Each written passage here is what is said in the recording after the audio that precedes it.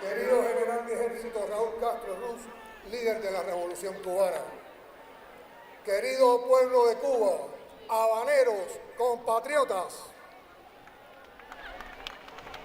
La actual administración norteamericana, a la que hoy le queda exactamente un mes en la Casa Blanca, no ha hecho nada por alejarse de la línea de bloqueo reforzado y asfixia económica a Cuba que le dejó como herencia a la administración republicana que en enero regresa a la Oficina Oval. Con la aplicación de las 243 medidas adicionales y el mantenimiento de Cuba en la lista de países patrocinadores del terrorismo, Biden cumplió disciplinada y cruelmente con la política que Trump aprobó durante su mandato.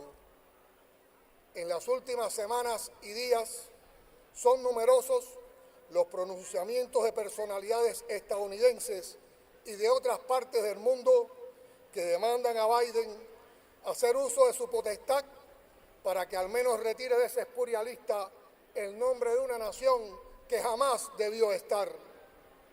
Señalar a Cuba como Estado que supuestamente patrocina el terrorismo es cuando menos falso e inmoral, venga de donde venga la acusación, pero lo es doblemente cuando la acusación proviene de territorio estadounidense, donde se entrenan ahora mismo grupos paramilitares que organizan, promueven y financian acciones terroristas contra estructuras sociales y económicas en Cuba. Están basificados en el sur de la Florida y no se esconden para entrenar. Lo hacen de manera pública, a la vista y con la protección de autoridades locales, violando incluso sus propias leyes y los tratados internacionales. Así han actuado durante largos años, cobijando en su territorio a terroristas confesos de este continente como Luis Posada Carriles y Orlando Bosch, autores intelectuales del abominable crimen de Barbados, que sin embargo murieron tranquilamente en Estados Unidos sin pagar jamás por sus crímenes. Conociendo tales antecedentes, ningún gobernante norteamericano puede catalogar a Cuba como un Estado terrorista. Lo sabe bien el actual gobierno de ese país. Así lo reconoció el secretario de Estado Antony Blinken el pasado mes de mayo al declarar ante los medios que no existe ninguna justificación para la permanencia de Cuba en esa lista. Lo reconocen, pero no actúan, porque la política estadounidense hacia Cuba fue secuestrada hace más de 6 décadas por un reducto mafioso del Batistato asentado en el sur de la Florida y ante el cual han mostrado debilidad a la hora de actuar coherentemente hacia nuestro país. La permanencia de Cuba en esa lista y el arreciamiento de la política de bloqueo son acciones despiadadas hacia el pueblo cubano que deben cesar ya.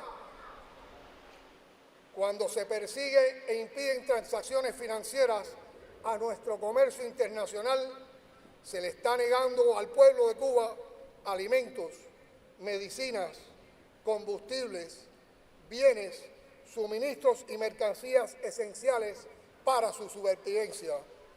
Cuando se ponen obstáculos a nuestras exportaciones o se persiguen y penalizan las relaciones con nuestras empresas, se está privando al país de divisas esenciales para desarrollarnos y para financiar nuestro proyecto de justicia social. Cuando se impide la contratación de servicios online o se restringen los intercambios académicos y científicos, se le está asestando un golpe a una nación que busca desarrollarse y salir adelante con su talento y esfuerzos propios en medio de un mundo cada vez más interconectado. Cuando se le niega a un pueblo el oxígeno medicinal en medio de una pandemia e incluso se amedrenta a otros países o empresas extranjeras que pueden hacerlo, se actúa de forma criminal. Ese es el día a día en el que Cuba, su pueblo y su gobierno luchan por abrirse paso. La pretensión de Estados Unidos de lacerar la dignidad de este pueblo por medio del garrote ha quedado deshecha hoy con esta concentración y marcha combatiente que demuestra cuán elevado sigue estando el honor de nuestra patria.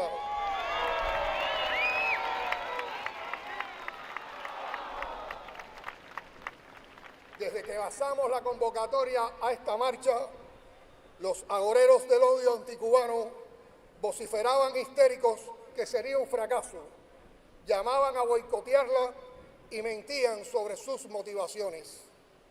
Qué poco conocen al pueblo cubano, cuánto subestiman aún nuestras convicciones patrióticas y revolucionarias. Otros voceritos del gobierno estadounidense y de la mafia anticubana del sur de la Florida insistían en envenenar las redes con la falsa idea de que esta era una marcha antiestadounidense. Contra el pueblo estadounidense no profesamos el más mínimo sentimiento de odio o animadversión. Hacia los ciudadanos nobles de ese país, todo nuestro respeto y la mano siempre extendida para fortalecer los lazos de hermandad entre los dos pueblos. Es la misma mano que hemos extendido a todos los gobiernos de Estados Unidos desde el triunfo de la Revolución hasta hoy, siempre en función de una relación seria, respetuosa y en igualdad de condiciones. Pero si Estados Unidos persiste en su empeño de quebrantar nuestra soberanía, nuestra independencia, nuestro socialismo, solo encontrarán rebeldía e intransigencia.